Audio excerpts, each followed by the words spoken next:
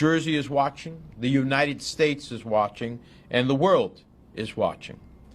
I fear that the blatant harassment of Mr. Sowore and activists and journalists whose only crime appears to be exercising his right to free expression is becoming symptomatic of increasingly closing political and civic space in Nigeria.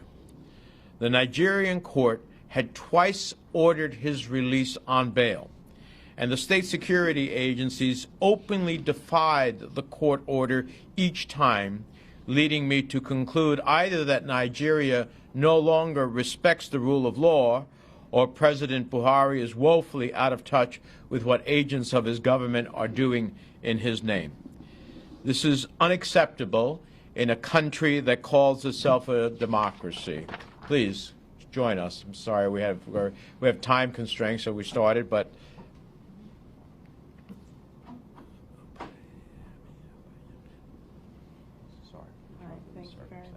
this is Mrs. Opayemi Sowore. The court had twice ordered his release on bail, and the state security openly defied the court order each time, leading me to conclude that Nigeria is no longer respecting the rule of law, or President Buhari is woefully out of touch with what agents of his government are doing in his name. This is unacceptable in a country that calls itself a democracy. Freedom of the press is a fundamental pillar of democracy and an indispensable check on government overreach.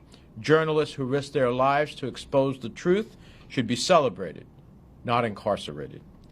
Over 200 years ago, our founding fathers had the foresight to recognize the importance of a free press to a fledgling democracy, enshrining it in our First Amendment.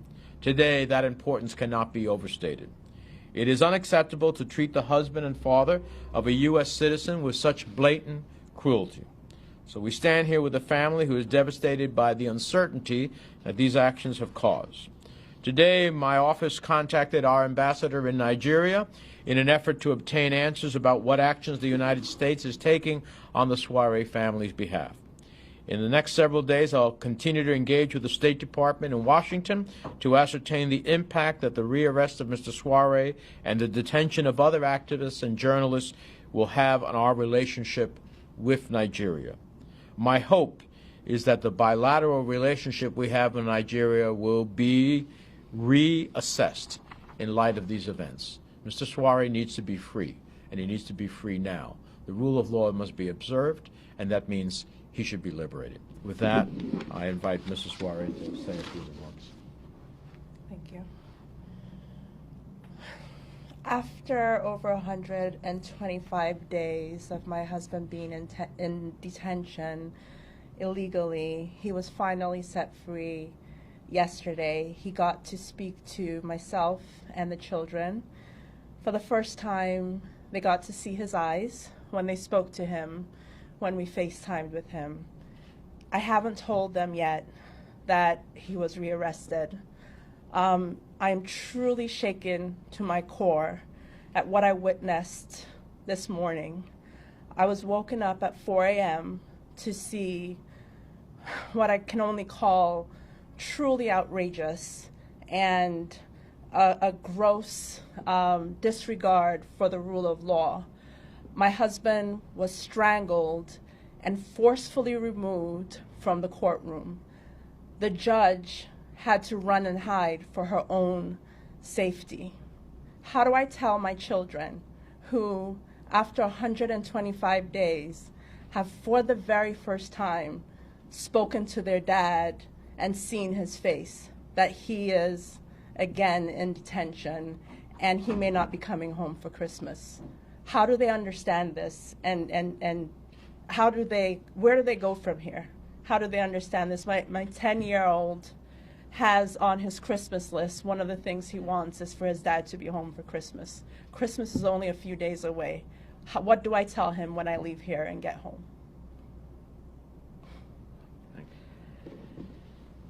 Mr. Sowore only seems to be having any difficulties because he's a journalist, actively pursuing the right as a journalist, speaking freely about what's happening in Nigeria.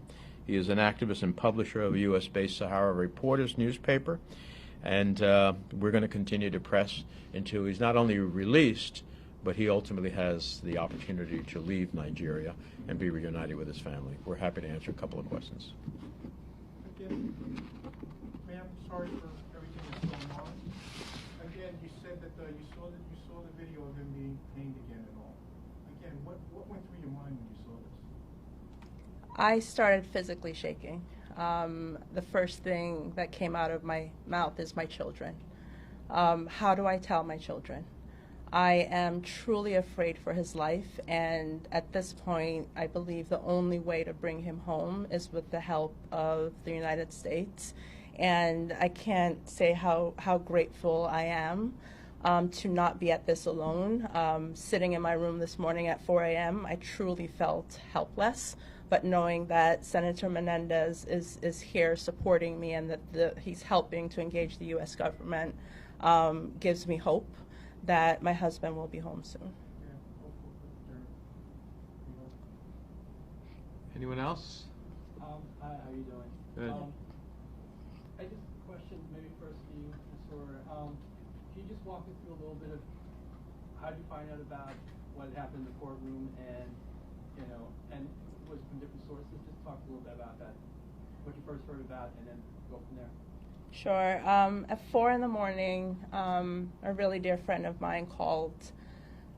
She didn't want me to wake up to the news. And like I said, when she told me about what happened, I started physically shaking and thinking about my children. I was briefed by my husband's cousin, who was present in the courtroom, as well as some of his friends, as to what was happening.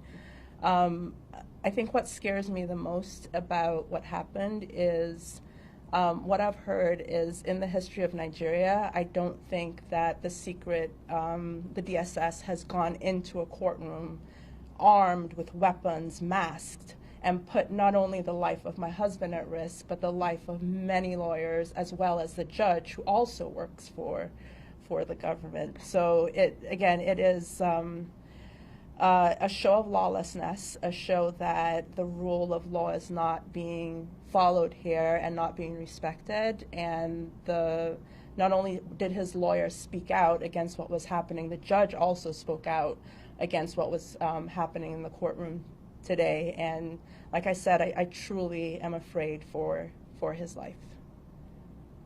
The judge actually commented while the arrest or after the arrest took place? At the very beginning, the judge did comment on what was happening and spoke about this is not the place or time. And again, she gave them 24 hours to the point that Senator Menendez made a second ago. They have detained him for over 125 days on two separate occasions, once on September 24th and then on October 4th.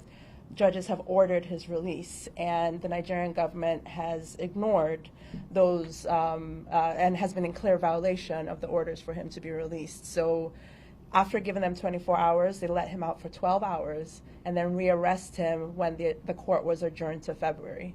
That's scary. That's really scary that they would do that with guns and masks and choke him and physically hurt him right there with cameras going and people watching in front of a judge. It just, again, shakes me to my core. Anyone else? Sorry, both of you, could you talk about, did you find out what charges they slapped on him? New ones? Or they still haven't said anything? Well, my understanding is not a question of new charges, a question that the state security came in and intervened in a judicial process which had liberated him and physically, through a chokehold, dragged him off.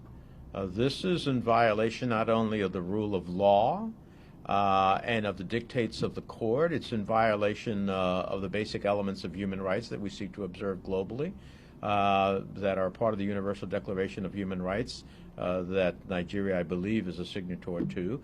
And so the government has to intercede here and get control of its security forces. It has to ultimately make sure that the dictates of the courts are observed. And if not, then there is lawlessness. So this is on, from my perspective, it's on the government of Nigeria and its president to make sure that, in fact, the law is observed. He was released by court orders. He should be released. He should be out of harm's way, and we are watching. We will continue to press, and the consequences of anything happening to Mr. Sowore will be far beyond any harm that comes to him. There will be consequences in our relationship with Nigeria. Thank you all very much. Appreciate it.